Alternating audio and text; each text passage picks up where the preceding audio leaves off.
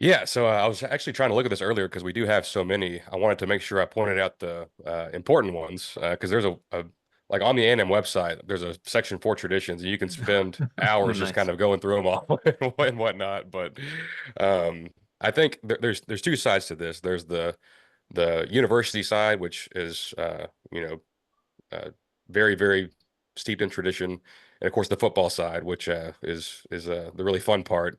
It has plenty of its own traditions, but on the university side, I think one of the big ones for me is muster on April 21st of each year, which I believe is the day that Texas won its independence against in the Battle of San Jacinto. So we picked that day like 100 plus years ago to be like so once a year we kind of gather, if you will. And there's A&M groups like I guess A&M clubs, alumni clubs all over America, and of course in Texas, in different counties and whatnot. And those counties will throw a like a muster like party on that day, and it's really like it's to get together. But the main aspect of it is to have a roll call for anyone that has passed that was in that county or part of that club. Of course, the one in College Station is huge.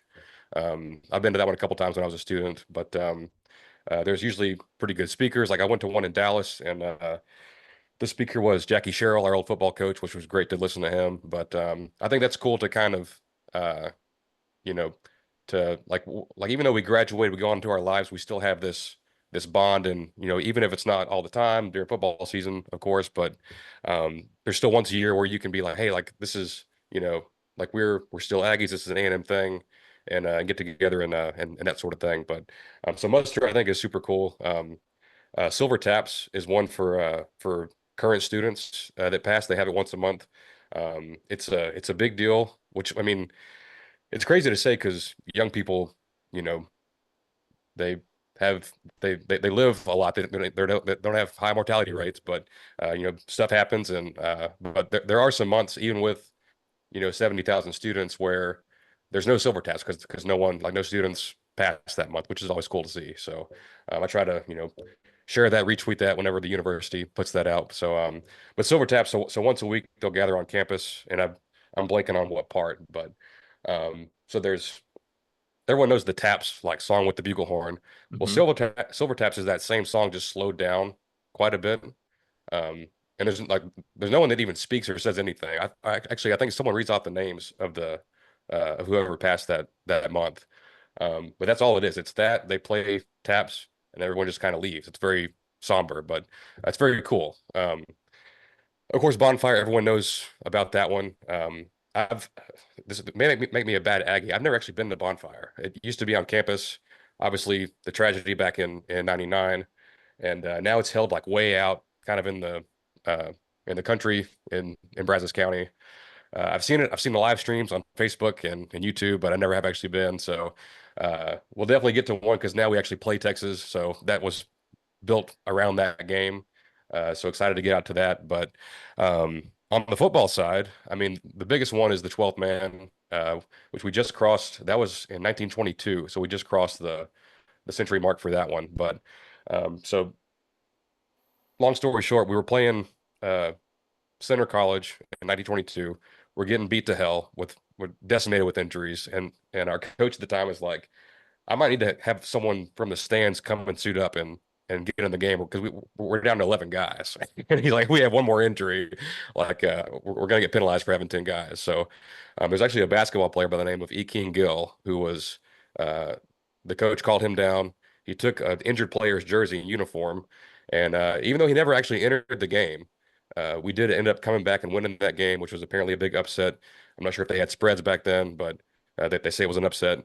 But so since then, the entire student section, which is in Kyle Field, it's 38,000 students. They stand up the whole game.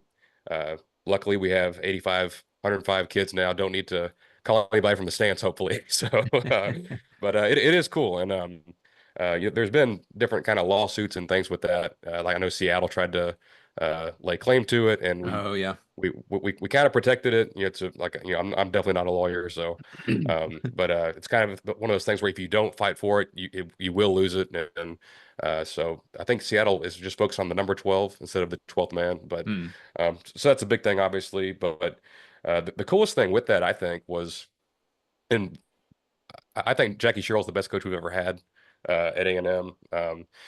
We let we let Texas run him off and put some erroneous infractions on him for paying players and whatnot, which that's all, they should have just told the NCAA where they can put that. But Jackie Sherrill got here and kind of embraced the culture of A&M, and he's like, man, some of these walk-ons are the meanest and most fearless players on our team. So he would comprise the entire kickoff team of solely walk-ons.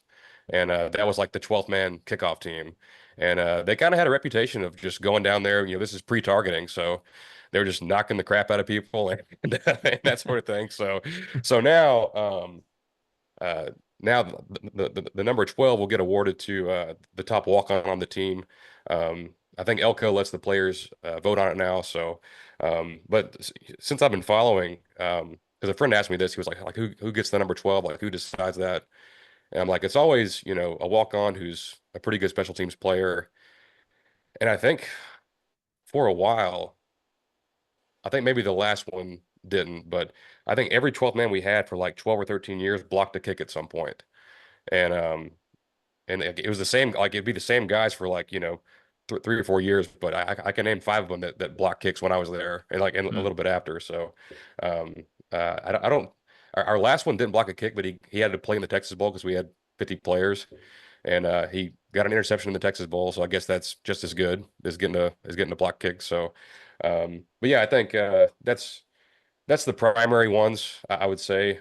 This isn't really a tradition that's like, widely known, but my favorite thing is on game day at Kyle Field. And when we entrance, like our entrance is, it's the drum line and like the towels are going like this to the beat of the drum. They're all in sync, and that leads into "Power," of course, by Kanye West, which we've adopted over the last decade. So Oh. that part gives me chills every time. It's completely electric, and it's very cool to see. So I don't know if you guys have been to Kyle Field for a game, but if you haven't, it's quite a sight. So I know that was a pretty long-winded answer, but I didn't even scratch the surface on how many traditions we actually have. So I tried to hit the No, big you're ones. you're good.